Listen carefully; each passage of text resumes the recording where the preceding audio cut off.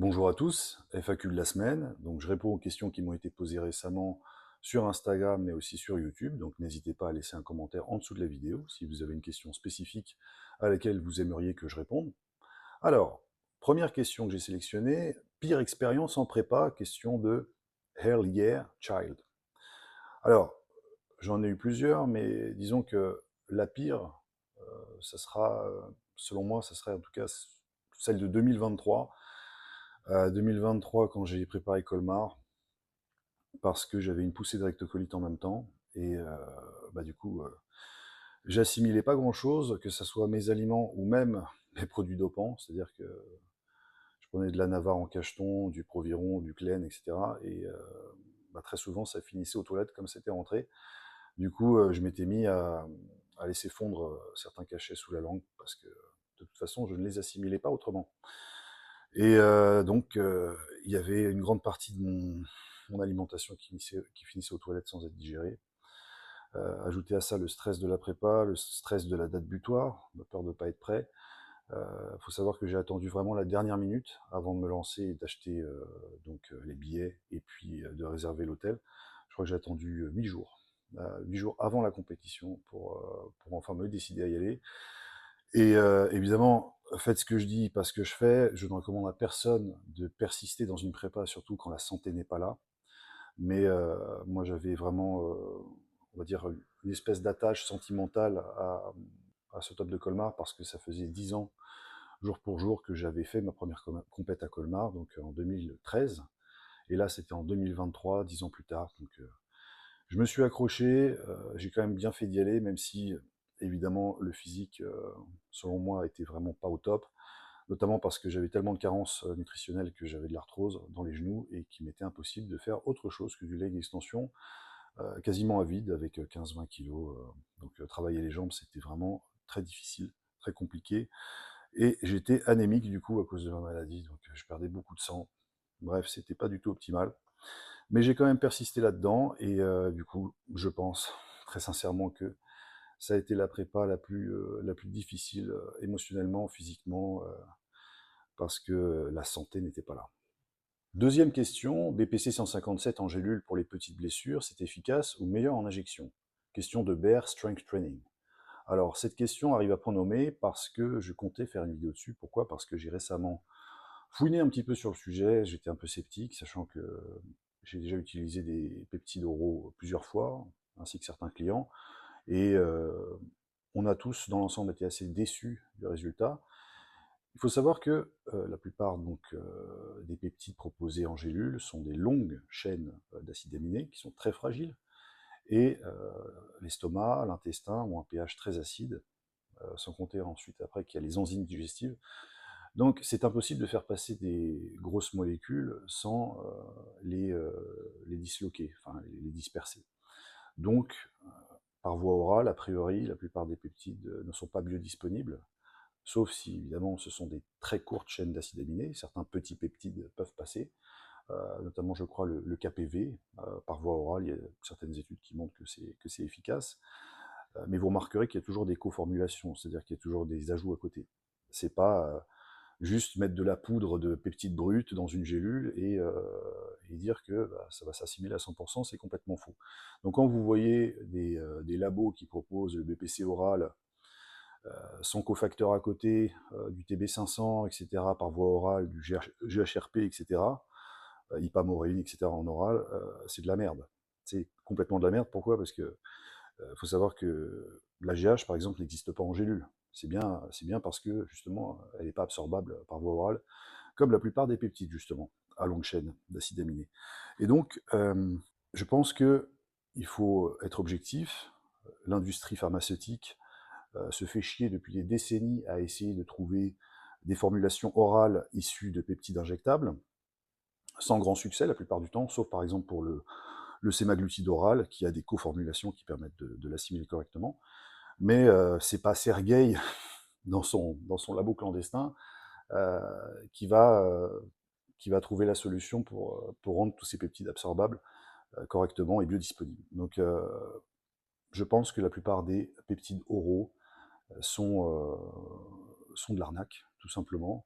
Et même s'ils sont assimilable à 5%, et vous en prenez 3 fois la dose indiquée, vous n'aurez pas l'effet escompté. Donc, pour répondre vite à ta question sur, succinctement à ta question sur le BPC, je prendrais exclusivement en injection, parce que par voie orale, même pour avoir méga dosé, pour essayer de, on va dire, de réduire l'inflammation de ma rectocolite hémorragique, ça n'a pas fonctionné. Même 4-5 grammes par jour de BPC oral, j'ai pas vu de différence notable. Troisième question, après une TRT, faut-il faire une relance? Question de Thibaut. Alors, le principe d'une TRT, comme son nom l'indique, c'est de remplacer ta testostérone médiocre pour bénéficier d'une meilleure qualité de vie. En fait, on fait une TRT, enfin, l'intérêt d'une TRT, c'est de ne pas faire de relance, justement, c'est de rester en TRT. Si tu comptes arrêter la TRT, mieux vaut pas commencer. Tu vois ce que je veux dire? Il n'y a pas de logique là-dedans. Tu vas mettre de la testo exogène dans ton corps, qui va encore plus éteindre ton axe gonadotrope, pour ensuite arrêter, pour ensuite essayer de relancer ton axe qui sera encore plus merdique qu'au préalable avant la TRT. C'est complètement illogique. Voilà. On ne fait pas, on ne prend pas de TRT si on veut relancer ensuite. Le principe de la TRT, c'est que tu restes en TRT pour toujours. Voilà. Anavar versus Turinabol en prise de masse, le meilleur et pourquoi? Question de Fat to Muscle 67. Alors perso, je vais aller un peu à contre-courant. Pour moi, le Turinabol sera supérieur pour une prise de masse. Pourquoi? Parce qu'il y aura quand même une rétention d'eau intracellulaire, ce que ne fait pas l'Anavar, a priori, qui est un dérivé de DHT, qui ne s'aromatise pas en oestrogène. Il faut savoir que le Turinabol est un dérivé du Dianabol, qui n'est pas censé s'aromatiser non plus en oestrogène. C'est d'ailleurs pour ça qu'il a été créé, pour faire en sorte d'avoir les mêmes vertus que le Dianabol sans la rétention d'eau. Donc à dosage égal, le Turinabol sera supérieur, à mon sens, pour une prise de masse. Par contre, si on se concentre exclusivement sur la santé, voilà, sur l'aspect santé et sur la qualité musculaire, l'Anavar sera supérieur. Mais purement dans une optique de prise de masse, Turinabol sans hésiter. Question suivante. Le coût total quand on commence les produits, cure, médecin, protection, prise de sang. Question de Pierre. Big up Pierre. C'est un client régulier dont je m'occupe depuis plusieurs années, qui a énormément de potentiel d'ailleurs au passage. Alors en admettant que tu fasses intelligemment les choses, à savoir que tu commences une cure avec juste de la testostérone édentate.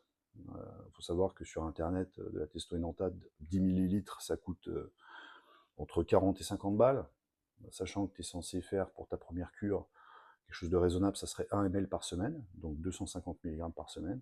Il y a 10 ml dans une fiole, donc tu divises, tu divises 50 par 10, voilà, ça fait 5 euros par semaine. Voilà, juste pour la testostérone. Tu es censé prendre à côté peut-être un anti-œstrogène, oui, ça serait quand même judicieux, de l'aromazin ou de l'arimidex. À titre indicatif, je crois qu'il y a des boîtes de 30 qui coûtent une trentaine d'euros, sachant que tu es censé en prendre 2 fois par semaine, tous les 3 jours, pour respecter à peu près la demi-vie.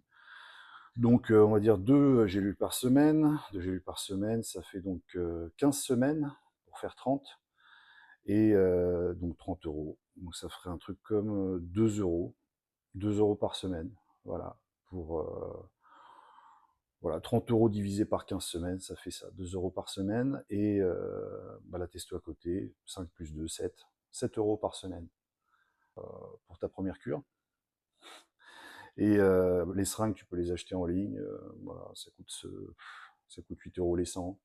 Il y a certains sites de matériel médical qui vendent ça pour pas cher. Et puis en ce qui concerne ton médecin, comme la plupart des médecins, il ne connaît strictement rien aux stéroïdes anabolisants. Mais si tu veux son avis sur tes prises de sang, et si tu veux surtout avoir une ordonnance, c'est vrai que je te recommande de lui en parler.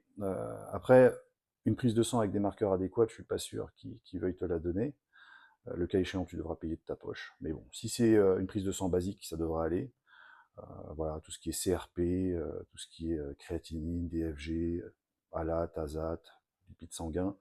Voilà, vérifier les basiques, ça sera déjà pas mal. Tous les 2-3 mois, je pense que c'est suffisant. Et puis, si tu veux pas faire des courbettes à ton médecin pour qu'il daigne bien lire ta prise de sang a posteriori, soit tu fais appel donc au médecin, soit tu fais appel à un coach expérimenté et compétent, ou soit tout simplement, si tu veux économiser de l'argent, tu demandes à ChatGPT. Voilà, tout simplement. Tu envoies ta prise de sang à ChatGPT et tu auras, je pense, une synthèse précise, intelligente de tout ça, sans avoir à lâcher un copec. Donc, au final, ça coûte pas du tout cher de commencer les produits. Parce que vous faites souvent l'amalgame avec les professionnels qui claquent un fric fou dans la bouffe, dans leur mode de croissance, et j'en passe. Mais quand on est débutant, on n'a pas besoin de grand-chose. Et on n'a sûrement pas besoin d'être millionnaire pour commencer le body. Donc ça, c'est aussi un mythe. Ça coûte pas grand-chose de se lancer. C'est pas pour ça qu'il faut le faire. Parce que plus vous allez avoir du niveau, plus évidemment, vous allez prendre des choses et plus ça va vous coûter cher. Ne serait-ce que pour essayer de maintenir votre santé à flot. Mais voilà, commencer son premier cycle, c'est pas censé vous coûter cher du tout. Donc ça, faut arrêter avec cette question qui est pourtant très récurrente, et les gens s'attendent, enfin surtout les jeunes s'attendent à des centaines d'euros, voire des milliers d'euros, ce qui est complètement absurde. Voilà. Un tout petit peu de DHEA et de prégnénolone, intéressant ou non? Question de sainte patience. Alors, la DHEA, c'est un précurseur d'androgène et d'œstrogène. Ça peut aider la libido, ça peut aider l'humeur, l'énergie, les défenses immunitaires. Et pour la prégnénolone, c'est un peu la grand-mère des hormones, si j'ose dire. L'hormone de la mémoire, du cerveau, de l'humeur aussi. Enfin, c'est une sorte de neurostéroïde, la prégnénolone. Mais si tu es carencé sur ta prise de sang, pourquoi pas? Par contre, si tu as moins de 35 ans et que tu as une prise de sang normale, je pense qu'il n'y a absolument aucun intérêt. Et tu touches à des précurseurs de toute une chaîne d'hormones, et sans savoir si ton corps va sécréter plus de cortisol, de progestérone, d'androgène, et tu risques de taper de l'acné, de l'excès de sébum, etc. Donc, au final, pourquoi? Juste pour peut-être sentir un peu plus de vitalité, de libido, mais c'est même pas sûr. Ton avis sur le Dihexa, si tu as déjà testé? Question de Kylian Launay. Alors, oui, le Dihexa, j'ai déjà testé, et je suis très fan, euh, mais hélas, ça coûte la peau des couilles, donc pas en utiliser tout le temps. C'est un petit peptide qui est encore au stade expérimental, mais il est prouvé comme aidant pour la neuroplasticité, la synaptogénèse, donc la régénération des synapses, qui font la connexion entre les neurones. Donc c'est très bon pour la récupération cognitive, on va dire.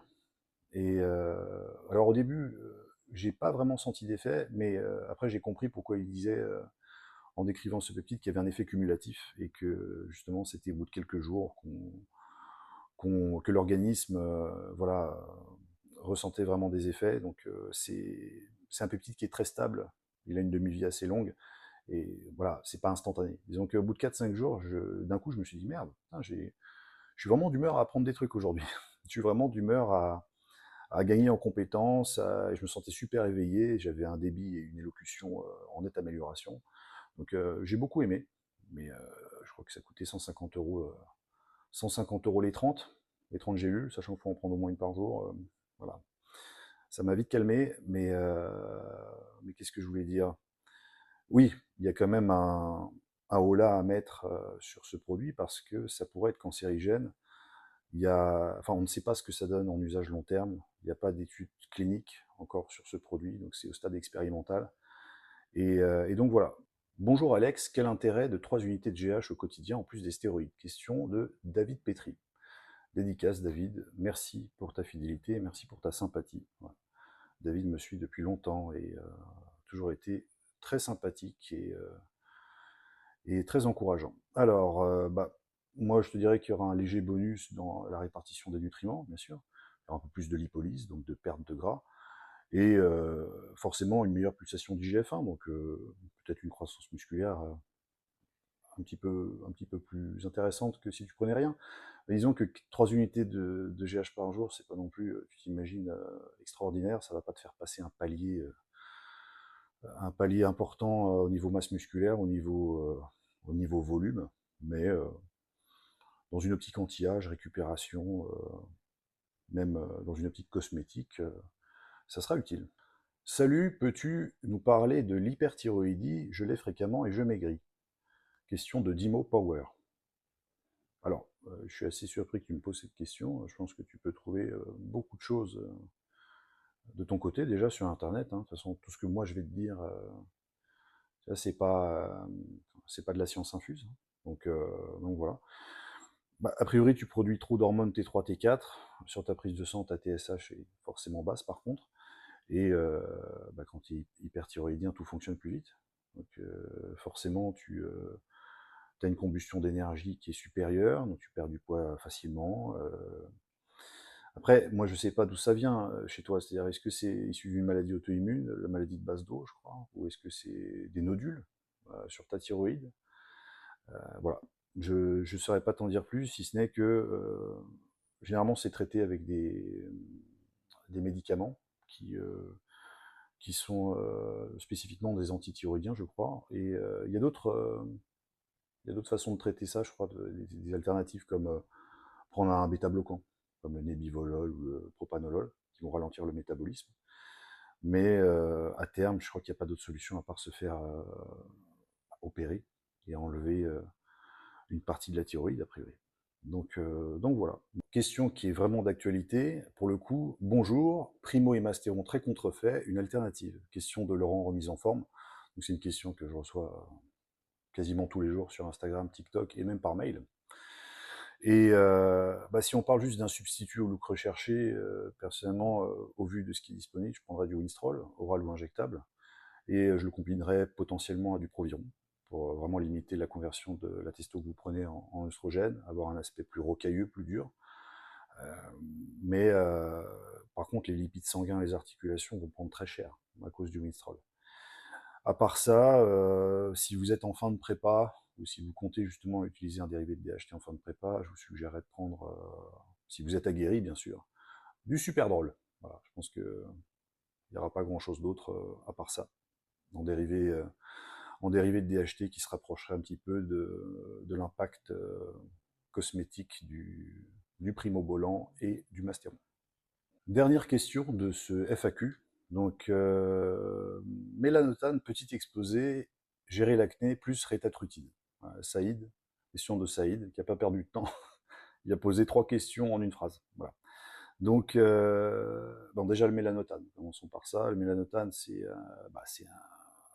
un peptide qui est très à la mode déjà depuis une bonne dizaine d'années. Et il est utilisé pour bronzer, comme vous savez, et parfois pour la libido aussi, le mélanotane 2, celui qui est en vente exclusivement au marché noir. Et petite anecdote, j'en avais pris pour la première fois en 2018. J'avais un peu trop dosé et je m'étais retrouvé avec une nausée persistante toute la journée, mais c'est pas le pire, avec aussi une érection spontanée qui a duré des heures. Donc j'ai pas pu sortir de chez moi, enfin c'était génial. Donc voilà, le mélanotane 2, c'est la version non officielle vendue sur internet et ça fonctionne très bien pour tout le monde. C'est généralement assez bien toléré, à dosage modéré. Et il n'y a franchement pas besoin de grand chose pour maintenir justement ce tan. Euh, je connais même des gens qui n'ont pas du tout besoin de faire d'UV et puis ils bronzent spontanément, même en automne avec le mélanotane. Donc voilà, ça a fait ses preuves, c'est pas mal. C'est pas mal du tout, ça fait ce que ça promet, a priori. Après, tu avais demandé gérer l'acné. Bah, voilà, utiliser un nettoyant doux, matin et soir, changer régulièrement de vêtements, prendre sa douche directement après l'entraînement si possible. L'acide salicylique, bien sûr, qui est connu pour ça. Éviter de se décaper la peau, hein, parce que ça produit, ça augmente la production de sébum, justement. Je sais, c'est contre-intuitif, mais il faut arrêter de se décaper la peau sans arrêt, c'est catastrophique. Évitez aussi de vous triturer les boutons, hein. Je sais que c'est tentant, on a tous tendance à le faire, mais ça ne va pas vous aider. Et quoi d'autre encore? Limiter les méga pics de sucre, voilà, tout simplement, éviter de bouffer de la merde et de faire monter l'insuline trop fréquemment. Ça va aussi provoquer des boutons. En vérité, tout ce qui est inflammatoire va potentiellement provoquer des boutons. Donc, donc voilà, à part ça, je pense que ça va de soi, se piquer régulièrement si on prend des stéroïdes anabolisants. Voilà, c'est ce que j'incite mes clients à faire des petites injections, mais tous les jours, pour avoir un taux plasmatique stable, éviter les sautes d'humeur, fluctuations hormonales, afin d'éviter la gynéco, etc. Donc, et l'acné. La supplémentation, comme vous savez, le zinc, les oméga 3, Aussi la chlorophylle. La chlorophylle en pipette, ça c'est pas mal, surtout si vous avez tendance à pas bouffer de légumes. Ça va vous basifier un petit peu l'organisme. Et enfin, évitez, vraiment évitez, si vous pouvez, de cumuler Roaccutane avec stéroïdes anabolisants. Vous avez des risques déjà pour le foie, et vous avez aussi des risques de dépression qui sont accrus. Donc prudence, prudence avec ce genre de médicament qui est très puissant. Et donc pour ponctuer cette vidéo, on va parler du rétatrutide qui déchaîne les passions depuis quelques mois déjà. Je précise à ce propos que j'ai fait une vidéo sur le rétatrutide très complète il y a quelques mois, le lien est dans la description. Je l'ai publié sur TikTok, mais aussi sur Instagram. Pour ceux que ça intéresse, n'hésitez pas si vous voulez approfondir sur le sujet. Donc, le rétatrutide, c'est un agoniste triple des récepteurs GLP1. Donc, GLP1, c'est ce qui va couper l'appétit, c'est-à-dire que c'est, on va dire, ce qui ralentit la vidange gastrique. Ensuite, vous avez le GIP, qui permet une meilleure sensibilité à l'insuline. Et enfin, vous avez le glucagon qui va augmenter la thermogénèse et qui va optimiser l'oxydation des graisses. Donc voilà, concrètement, qui augmente la dépense énergétique.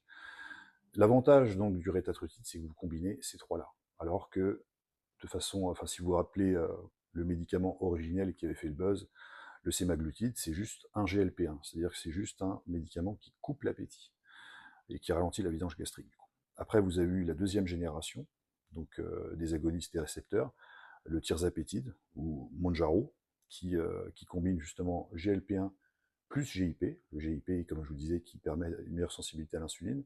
Et enfin, vous avez la troisième génération avec le Reta qui ajoute le glucagon, ce qui vous permet donc d'oxyder en plus les graisses de façon plus optimale et de préserver par contre le glycogène musculaire pour l'entraînement. Par rapport au Reta, ce qui est intéressant, c'est que c'est un médicament à la base qui a été créé pour combattre l'obésité, aussi le diabète de type 2, mais il peut être utilisé plus ou moins par tout le monde dans une optique d'amélioration de son profil lipidique, voilà, sur le bilan sanguin, meilleure, bien sûr, sensibilité à l'insuline, meilleure glycémie. Donc c'est bon pour, on va dire, améliorer sa santé de façon générale, essayer de se dissocier des comportements d'autosabotage qui concernent, vous savez, la recherche de dopamine rapide à travers la nourriture, l'addiction. Comme je l'avais précisé dans la vidéo, vous verrez sur le Reta, ça joue énormément sur le comportement addictif, ça vous permet de vous libérer de la plupart de vos comportements qui sont autodestructeurs. Et donc voilà, par rapport à tout ça, je pense que le Reta change la donne. C'est quelque chose qui peut vraiment vous reprogrammer et vous permettre de vous réinventer en tant qu'individu et de vous concentrer sur les choses qui comptent vraiment pour vous et ne plus vous auto-saboter avec différentes addictions qui vous limitent. En ce qui concerne les effets secondaires, on va dire les deux principaux que la plupart des gens relatent, ça sera les nausées, qui sont quasiment inéluctables, puisque vous cherchez le dosage adéquat d'une semaine à l'autre, vous allez peut-être prendre plus au début, vous allez voir que vous allez vous taper des nausées sur plusieurs jours consécutifs, et donc la semaine suivante, vous allez prendre une dose inférieure, et tout ira mieux. En ce qui concerne les palpitations cardiaques, c'est pareil, au début, beaucoup de gens les ressentent, avec le temps, ça se régule à la baisse, aussi parce que vous perdez du poids, vous mangez mieux, etc. Donc les palpitations cardiaques disparaissent, vous avez même un rythme cardiaque qui se ralentit, une tension qui s'améliore, etc. Enfin, j'aimerais insister sur un point, je vois qu'on n'en parle pas beaucoup, c'est l'apport en macro. Alors c'est très important que vous suiviez une diète, que vous fassiez vraiment gaffe à votre apport en protéines, parce que si vous ne mangez pas une diète hyperprotéinée, déjà que vous ne mangez pas grand-chose, vous allez fondre comme neige au soleil, et vous allez perdre tous vos acquis en musculation.